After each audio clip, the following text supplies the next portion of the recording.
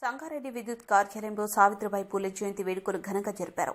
సంగారెడ్డి జిల్లా కేంద్రంలో భారతదేశ మొట్టమొదటి ఉపాధ్యాయురాలు సావిత్రిబాయి పూలే 195వ జయంతి పురస్కరించుకుని టీజీఎస్ పీడీసీఎల్ సర్కిల్ ఆవరణంలో ఉన్న సావిత్రిబాయి పూలే విగ్రహానికి పూలమాల వేసి ఘనంగా నివాళులర్పించిన విద్యుత్ శాఖ అధికారులు, ఉద్యోగులు. ఈ సందర్భంగా వారు మాట్లాడుతూ మహాత్మా జ్యోతిబా పూలే సతీమణి సావిత్రిబాయి పూలే మహిళా విద్య మరియు హక్కుల కోసం పోరాడిన భారతదేశపు మొదటి మహిళా ఉపాధ్యాయురాలు మరియు సంఘ సంస్కర్త అన్నారు.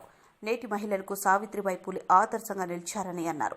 ఈ కార్యక్రమంలో SC operation R Sudheer Kumar, DEA Srinivas, technical SAOD Veeraswamy, DE Sangareddy Nehru Naik, DE Amrutharao, ఇతర అధికారులు, ఉద్యోగులు, ఆర్టిసన్ బీసీ నాయకుల ఆధ్వర్యంలో regional president M Dattatri, regional secretary A Balakrishna, ఇతర డివిజన్ నాయకుల ఆధ్వర్యంలో టీజీఎస్ డిసిఎల్ సంగారెడ్డి సర్కిల్ ఉద్యోగులు, మహిళా ఉద్యోగులు, సిబ్బంది పాల్గొన్నారు.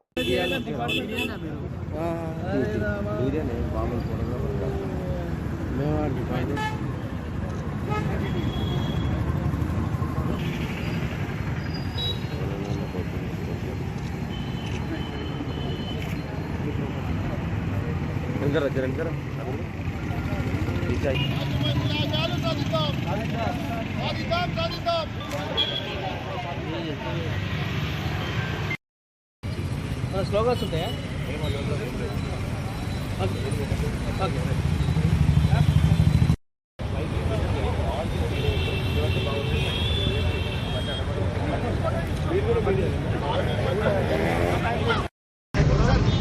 మనం ఇక్కడ అందరం కూడా ఎందుకు గ్యాదర్ అయ్యామని అంటే జ్యోతిబా పూలే వాళ్ళని స్మరించుకోవటానికి ఇక్కడ మనం గ్యాదర్ అయ్యాము.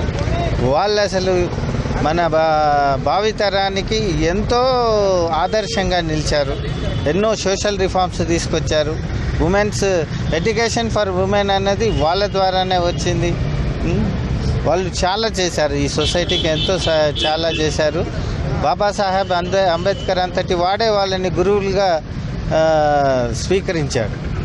దీనికంటే ఇంకో గొప్ప సర్టిఫికేట్ అనేది ఇంకా నాకు తెలిసి ప్రపంచంలోనే ఏమీ ఉండదు.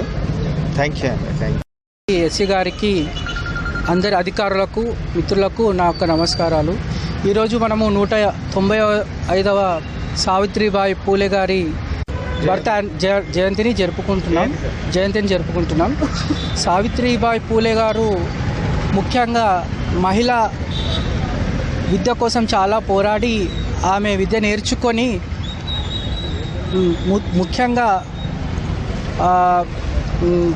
చిన్న క్యాస్ట్ వాళ్ళ గురించి చాలా పోరాడి ఆమె విద్య నేర్చుకొని ఒక ఫస్ట్ ఫీమేల్ టీచర్గా మన ఇండియాలో ఆమె నిలిచిపోయారు. అందుకు వారి భర్త జ్యోతిరావు పూలే గారు ఎంతో సహకరించి ఈరోజు ఇంత స్థితిలో చదువుతూ ఉన్నారంటే ముఖ్య కారణం సావిత్రిబాయి పూలే గారని చెప్పుకోవడంలో అతిశయోక్తి కాదు.